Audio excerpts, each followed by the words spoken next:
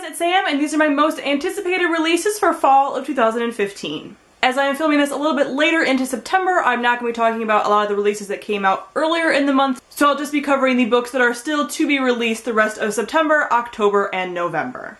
Just a word of warning, these publication dates may change, but as of today, filming this, these are the publication dates that we have. The first book is being released on September 22nd, and that is Never Never by Brianna Shroom. This is a Peter Pan retelling that is focused on Hook, who is James Hook in this retelling, and he becomes friends with Peter Pan as a young boy, and Peter Pan takes him to Neverland, but then he is kind of trapped there, so it is their story and how everything started before Peter Pan. I love fairy tale retellings, I love pirates, I love Hook, I love everything about this, I love this gorgeous cover. I've wanted to get my hands on this since I heard about it, and it's almost here and I cannot wait.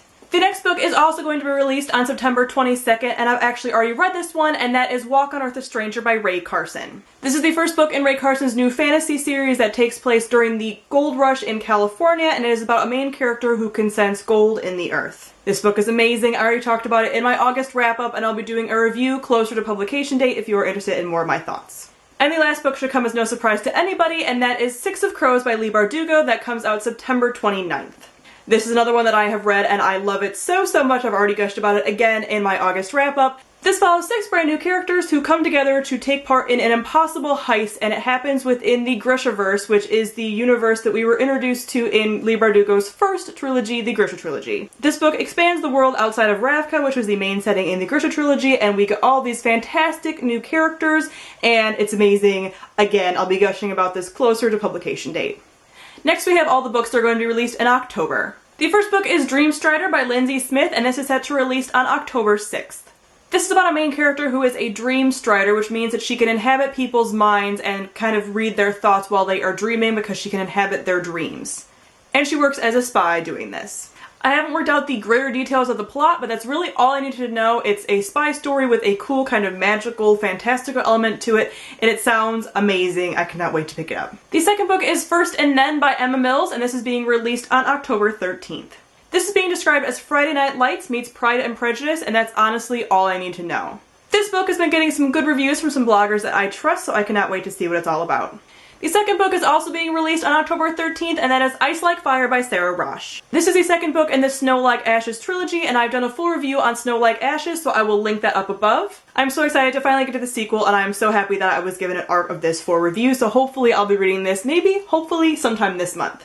And the last book I was also fortunate enough to receive an arc for, and that is What We Left Behind by Robin Talley, which was released on October 22nd. This is about Tony and Gretchen, and they have been a long-term couple for all of high school. Gretchen identifies as a lesbian woman, and Tony identifies as genderqueer.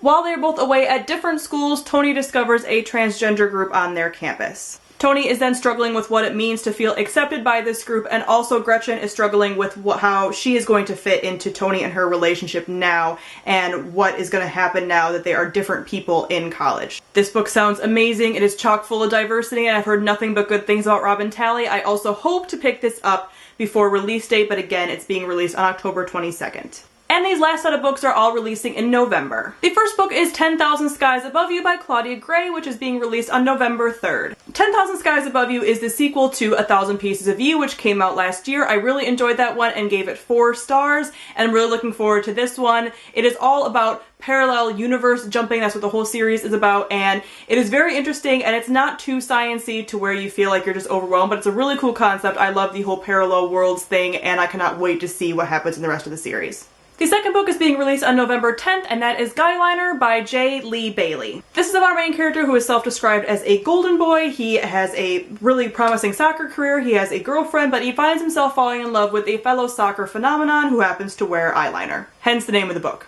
So this is about our main character struggling with his sexuality and coming to terms with this, so I'm not sure if this is going to be about a bisexual main character, but I'm hoping that it is. I have not heard anything about it because I'm not even sure if arcs have been released or anything, but it comes out on November 10th.